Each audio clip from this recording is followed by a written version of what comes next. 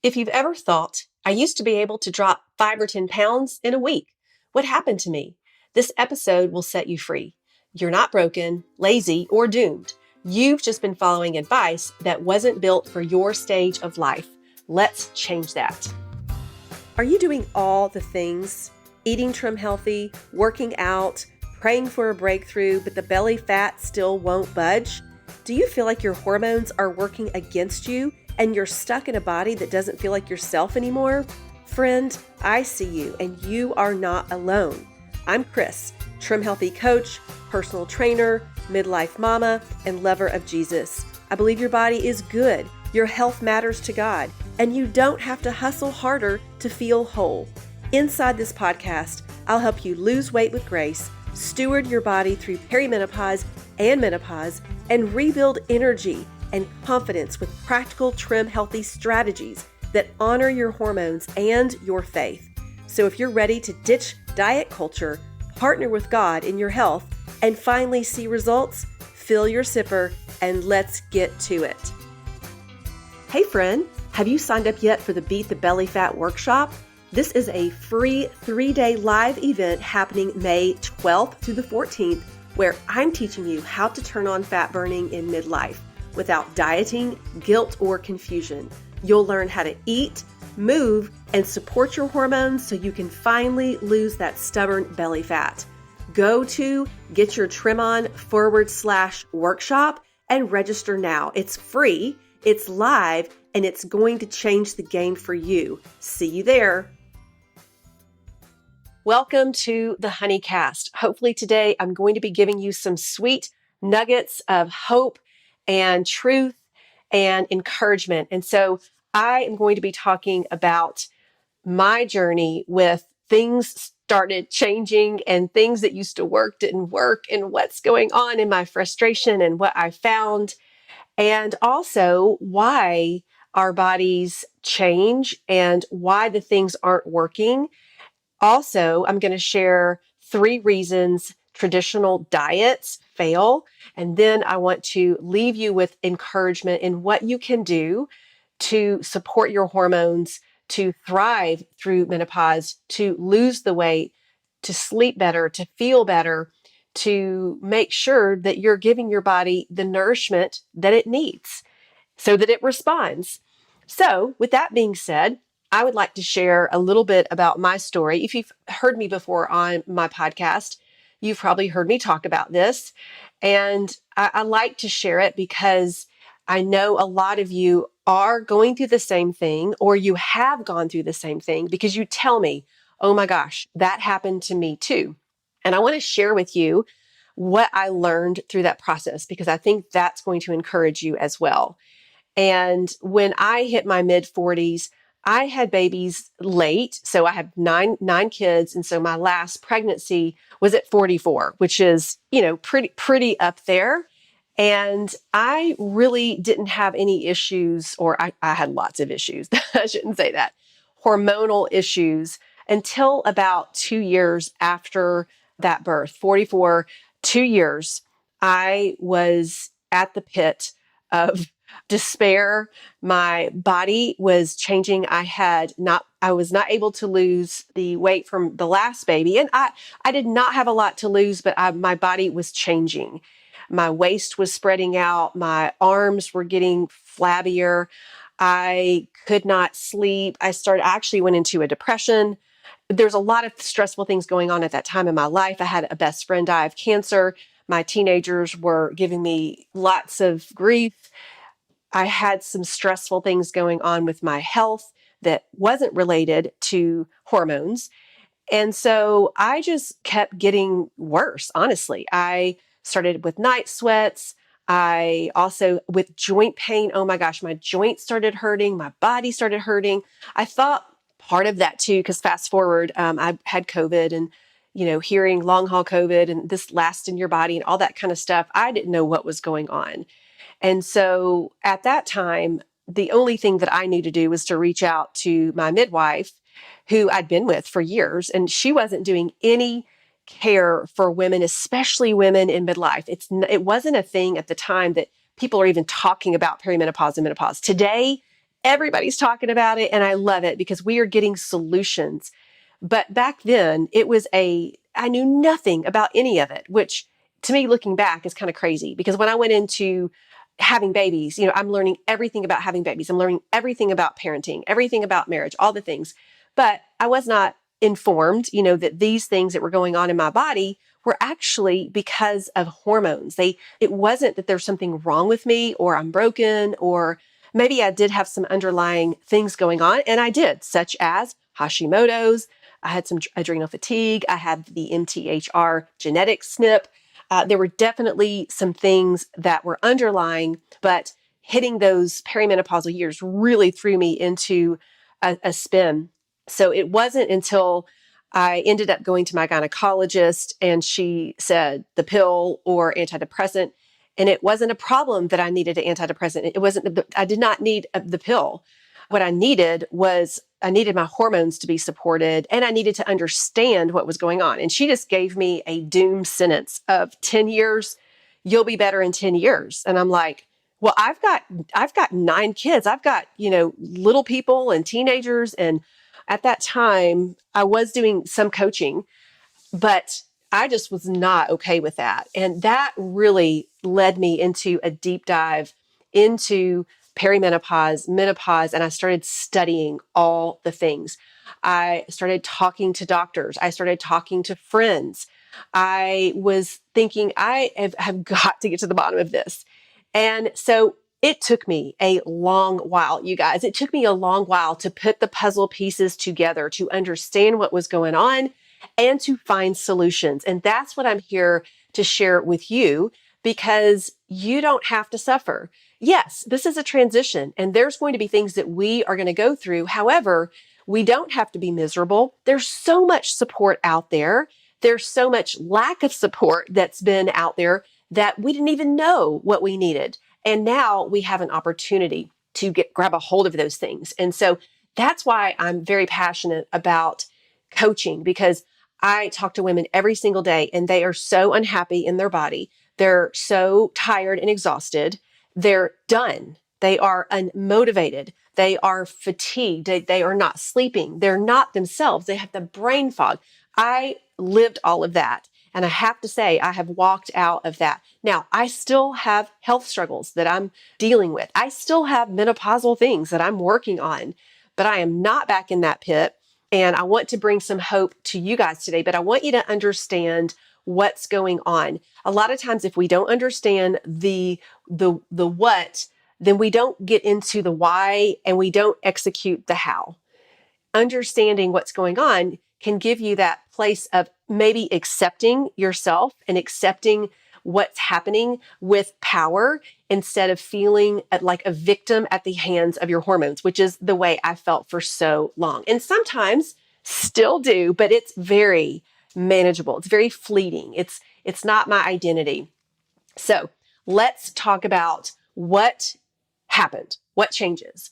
The main thing that changes is our hormones shift, and they start shifting in our late 30s, and they shift for 10 to 12 years until menopause. And then at menopause, they are done shifting, but they are declining.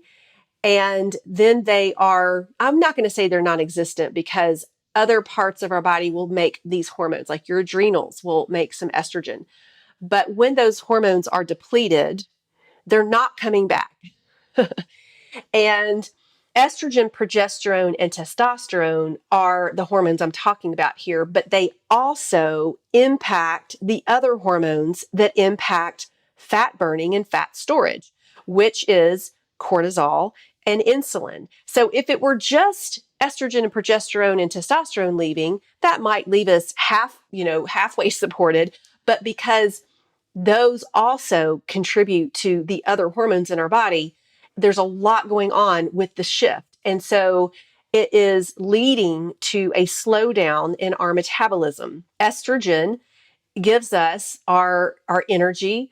It also helps with blood sugar regulation.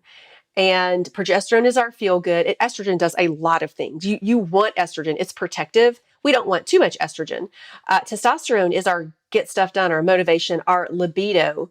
and our build muscle. And when these things go, we start losing muscle mass rapidly and our metabolism slows down. The other thing that happens is our fat distribution changes. This is the biggest thing I hear ladies, women say. It's all going to my belly now. It's always been in my belly, but now it's even bigger. Most of the time it's going to our abdomen because we have cortisol receptors there and our cortisol levels are elevated. And estrogen tells our fat where to go. So because estrogen's not there, that's where it's going to go. The other thing that happens is we become more insulin resistant. That's because of the prior two things I talked about, plus your history with dieting and what you're currently giving your body or doing with movement. Insulin sensitivity decreases, making blood sugar spikes more common, which cause our body to store fat. Like I said, muscle mass declines after the age of 30. It declines anywhere from 2 to 10%, which is pretty drastic. So less muscle means slower metabolism and higher body fat, even if the scale didn't budge. This is what was happening to me. The scale was up, but I was what you would consider more of a skinny fat. Now, when you looked at me, if you looked at me, you would think, oh, she looks pretty healthy, but if you measured my body fat at that time, it was a lot higher than it is now. I could not build muscle, keep muscle, and that's because I was not exercising properly.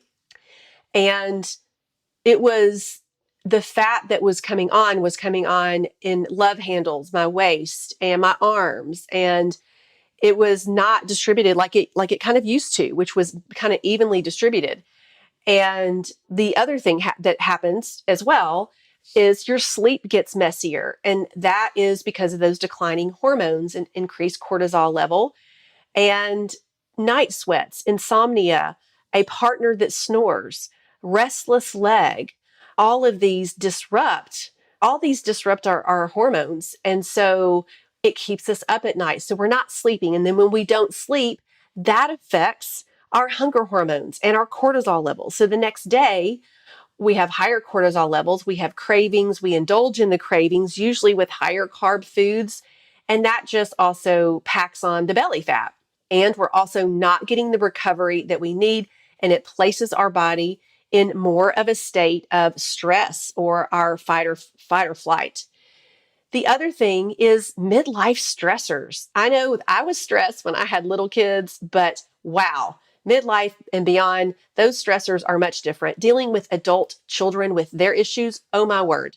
Dealing with deaths of good friends and issues with teenagers and parents and homeschooling and still caring for young children and working, all the things, the stress and the cortisol really ramps up. And it signals our body to hold on to fat, especially around our belly. And that is why stress reduction and stress management is up there in the top 5. And we don't pay attention to that.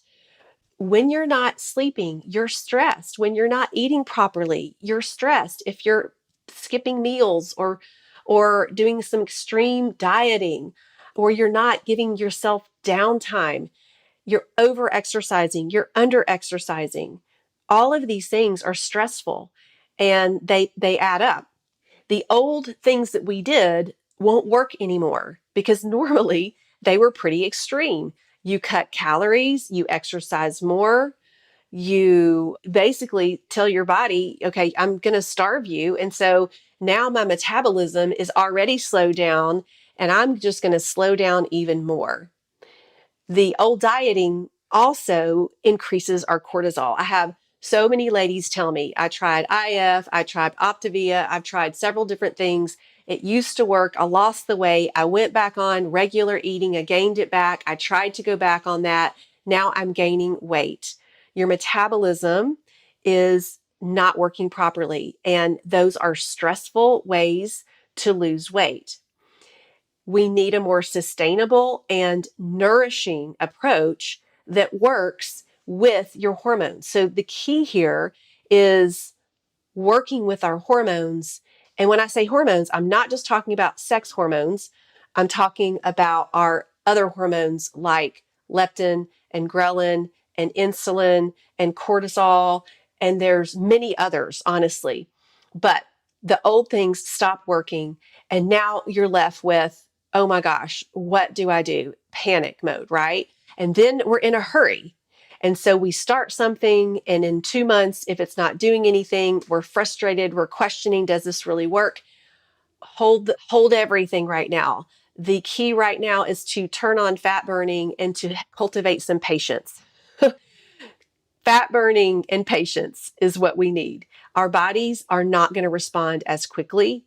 Our bodies need some healing time. Our bodies need some metabolic resetting, not to mention other things that happen, such as a sluggish thyroid or adrenal fatigue. Those things are also playing into our either slow weight loss, no weight loss, or unexplained weight gain. Hey friend, quick pause because I don't want you to miss this. If you've been stuck with stubborn belly fat, following the Trim Healthy plan, but not seeing the scale budge, or just feeling like your body has changed, nobody gave you the memo, you are not alone. That's why I'm hosting the Beat the Belly Fat Workshop, a free 3-day live event made just for women in midlife like you. We're going to kickstart fat loss without deprivation, shame, or obsessing over every bite.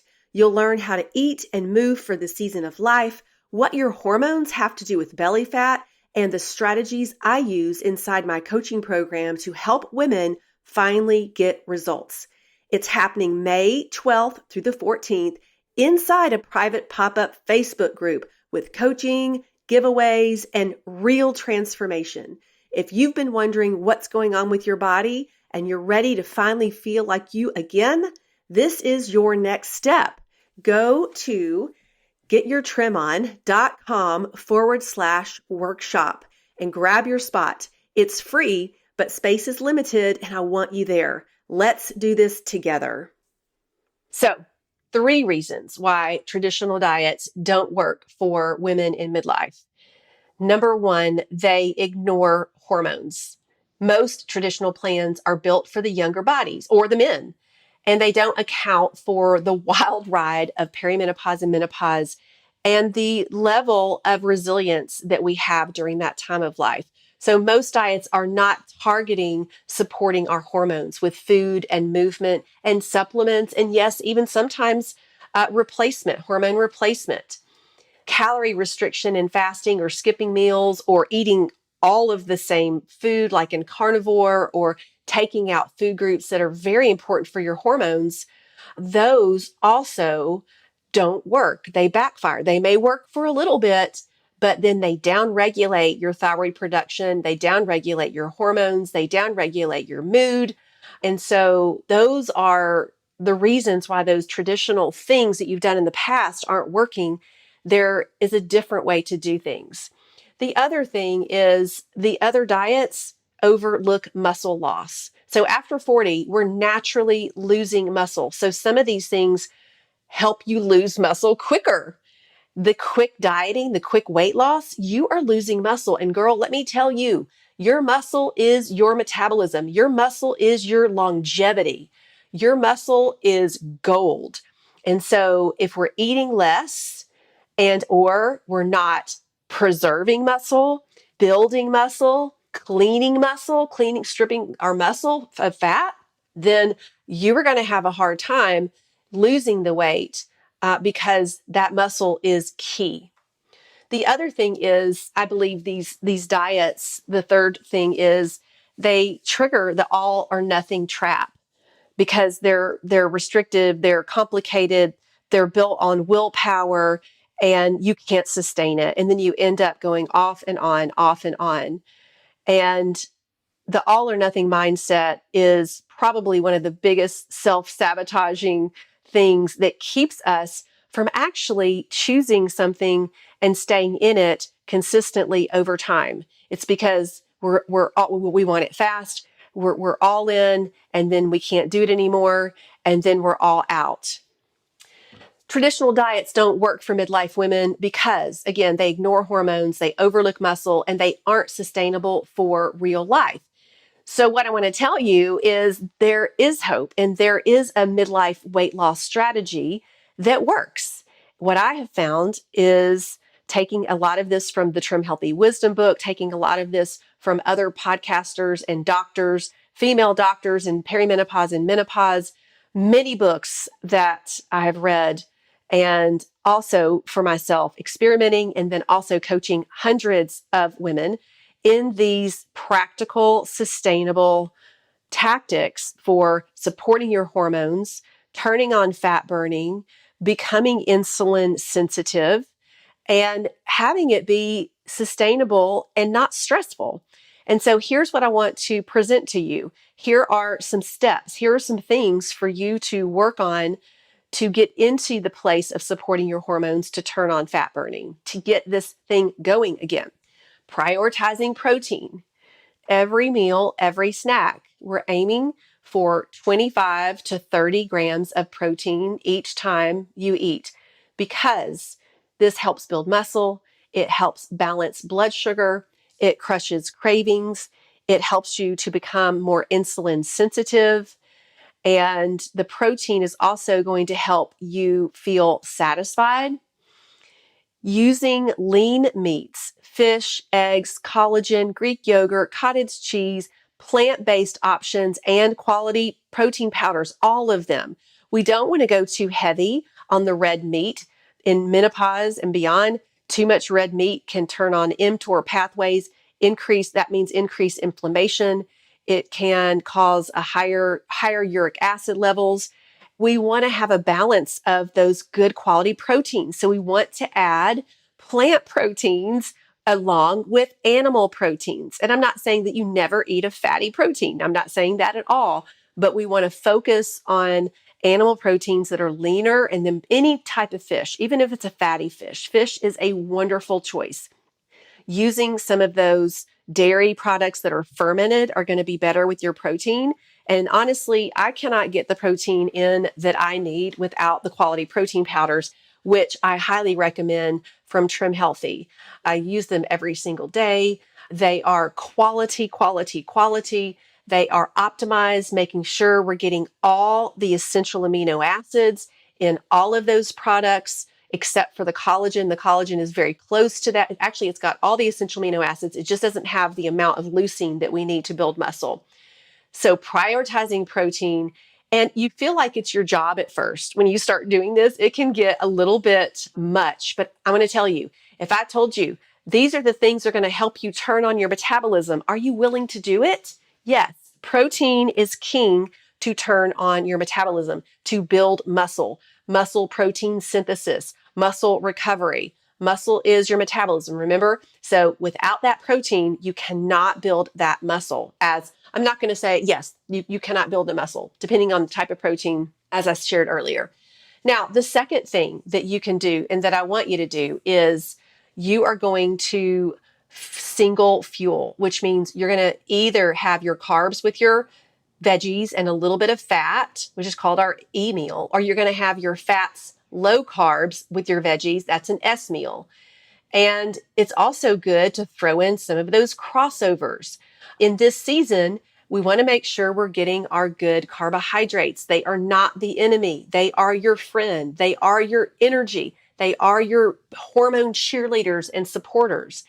And anchoring those carbohydrates with protein and adding a little bit of fat and lots of non-starchy veggies, you guys, is the way to manage your blood sugar with this. Some of you that are very insulin resistant, and some of you that are pre-diabetic or diabetic, you may need a smaller amount of carbs, but we still need those carbohydrates. So I'm going to give you the range of 25 to 45 grams, but not by themselves and not packaged carbohydrates, none of that junk. It's whole food, low glycemic carbohydrates that are full of fiber, vitamins, nutrients, phytoestrogens, all the things that our bodies need. So we need those. And I like to suggest half of your meals are going to have your carb. And then the other, we don't want to forget the fat. No, we need good fats, but we don't need too much fat. We need what's called the light S meals, We need fat, such as nuts and seeds, and nut and seed butters are wonderful. Avocados, beautiful. Salmon, mackerel, sardines, awesome. Olive oil, yes. MCT oil. I go a little bit lighter on the butter and the coconut oils, and you really use some of those fats that have fiber in them because we need more fiber. The fiber that we need each day is anywhere from 25 up, and I like to go up to about 40 grams of fiber. And these fuels, you're going to mix them up. We're going to have some E meals. We're going to have some S meals. We may throw in a couple of crossover breakfasts during your week. And you are not going to be afraid of those carbohydrates. And we're not going to overdo the fats. We're not going to have the creamy, cheesy, sour creamy, all of that. Yes, enjoy it every now and then, but not on a daily basis. We really want to keep our fat moderated so that we can actually burn through the fat and then burn through our own fat. That is the deal with single fueling, which is you burn through those carbohydrates, you burn through the protein. You're going to burn up those veggies for sure, but you're going to burn the carbs first. After your body burns through all of that, it's going to go into your own fat stores. That's what we want. We want to, as a coach I follow says, dine in. We want to dine in. It's a good thing. Okay, number 3, strength train and move every day. This is key. A lot of you are like, what good does walking do? It doesn't do enough for weight loss. Yes, it does. It really does for many things. 7K steps is what you want to shoot for, not to mention that it reduces all-cause mortality by about 40%. There was a study that was done, 7K steps reduced all-cause mortality. That's death by a large percentage, not to mention that it's going to help regulate your insulin. It is going to help regulate your blood sugar. Moving throughout the day is best rather than just a 45-minute walk or a 45-minute strength training session.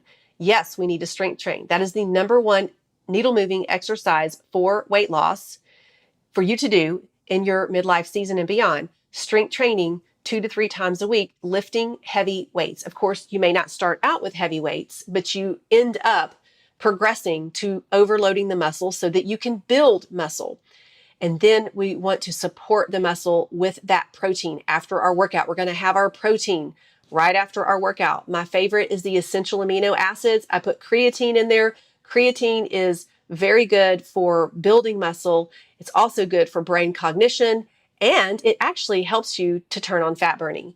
So those strength training sessions are very important, but the movement every single day, you guys, is just as important. That is another reason why we gain weight, is because we don't move as much. I don't know about you. I can find myself sitting in front of my computer, creating content or podcasts or coaching, and it is so easy to just not get up and move around because I've got things going on that I'm working on. In the past, when I was a younger mother, I never sat down except really just to read aloud to my kids or maybe to take a nap. Now it's kind of the opposite. Do you find yourself sitting more? So I like to say, throw in those exercise snack breaks. Here's what my day looks like. Every couple hours, I get up and I either go for a walk, I put a weighted vest on and go for a walk. I do 3 sets of 20 squats. I will do 3 sets of 20 kettlebell swings. I might do my vibration plate for 5 minutes. I have a walking pad. I'm getting exercise snacks in throughout the day. On days that I play pickleball, I don't have to do that as much because I usually play for a couple hours, but I have to set my timer and I have put it in my schedule. Even today, as I'm doing this podcast, I had 2 coaching calls and then it was walk time. And now it's my podcast time. And in another hour, I'm going to do my kettlebell swings. And I have another walk planned for this afternoon. So that movement is crucial and it can help with the scale. It does help reduce cortisol level, which is another issue with our belly fat. It can help with your mood. And then especially if you can get outside, it can help with that stress reduction, which we desperately need. Now, the other thing that we want to do to be able to lose the weight is to balance our blood sugar. That is key. So we're eating every 3 to 4 hours. For me, I eat every 4 hours. 3 hours is, I just need more time to burn my fuel. And I like being a little hungry. I think it's fine to be a little hungry. That means my fat burning is turning on. and I don't always have to be full. I've made peace with that. So I'm not skipping meals. I'm not going too long without food for most of the time. So that looks like breakfast, which is the very important meal of the day. And then it's going to be a lunch. And then it's going to be a light snack in the afternoon and then dinner. All of that anchored with protein. The other way to balance our blood sugar is to make sure that you have fiber at your meals. Fiber and protein together is a blood sugar balancing rodeo. It is so amazing what those plants give you the fiber. The other things that give you fiber would be legumes. And you can also look at something like ground flaxseed and chia seed and hemp seed and baobab if you have it. All of these. Fiber is important. It is blood sugar balancing as well as that protein. There are some hacks as well, and maybe I'll talk about those hacks at a different time. Today, I'm just giving you the facts, giving you the basics. And then, so with all of that, the other thing that is very helpful to do for your midlife season for weight loss and hormone support, all the hormones, okay, not just sex hormones, but all those, is adding cultured foods to your diet, prioritizing gut. And when you prioritize gut, you prioritize hormones. So that's homemade kefir, that's Greek yogurt that's not sweetened with sugar, that is sauerkraut or kimchi, natto, miso, kombucha, whatever your thing is. Your gut and hormones will thank you when you support that. It's going to feed those good gut bugs. And when you're feeding the good gut bugs, you have gut bugs that are responsible for your metabolism. You have gut bugs that are responsible for your brain health. When you feed those good gut bugs and you want a diversity of plants and of cultured foods, you're helping your metabolism. You're turning on that fat burning. You're supporting your metabolism. The other thing, and this is very important, and it's prioritizing the sleep and the stress management. They directly affect your weight and cravings. I cannot tell you enough how much these are a game changer when you deal with these, when you get these locked in, and how much they keep you from your results, from your goals, if you are not prioritizing the sleep and the stress management. The last thing that I want to say is we always need to manage our mind. Managing your mind is about 90% of this journey, honestly. You can do all the things, but if we are not locked in with our mindset, we will not stay in it. We will not be consistent. We will get discouraged and stop. We will doubt. We will go back to all or nothing. And this is where we want to really look at what is your brain telling you? What's the story you're telling yourself about your weight loss or about your success or your results? It's getting grounded in why you're doing what you're doing. This is not just to get a number on the scale or so you can feel good in your body. I think that's amazing. And yes, that's important. But why? Why do we want to be at our goal weight? Why do we want to support our hormones? For ultimate health, for ultimate being able to fulfill God's purpose for my life, to go serve, to glorify Him, to love and serve. How can I do that when I am not in good health? And managing our mind, and this is not about the number. This is not about a quick fix. This is a lifestyle of being committed to you and your body and your health, and not necessarily that desperate grasping of, I need this scale to be this, or I need my clothes to be this. I know that's important. And I think we have a lot of reworking to do. And this is what I do in my coaching is we do a lot of renewal of the mind on these particular thoughts that sabotage us, that keep us from staying in it. So staying connected to your why, better energy, better health, confidence. What about peace? What about peace with food? What about, I can quit thinking about me and I can go over here and do something for somebody else? What about freedom? What about the ability to be strong in your old age and be able to outrun your grandkids or get on a roller coaster or whatever it is that you desire to do?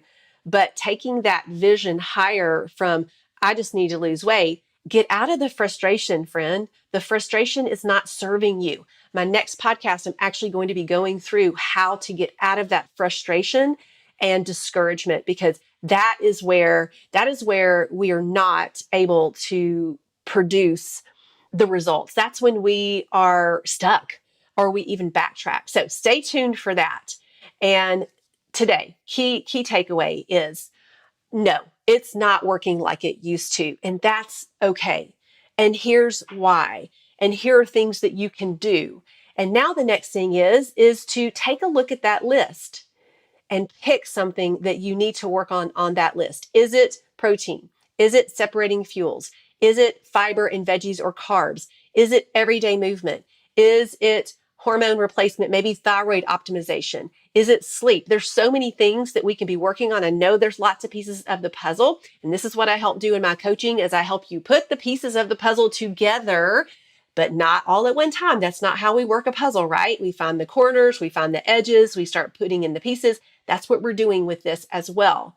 So it's not like spinning plates, but it is a way that you are able to take these pieces and make them work for you.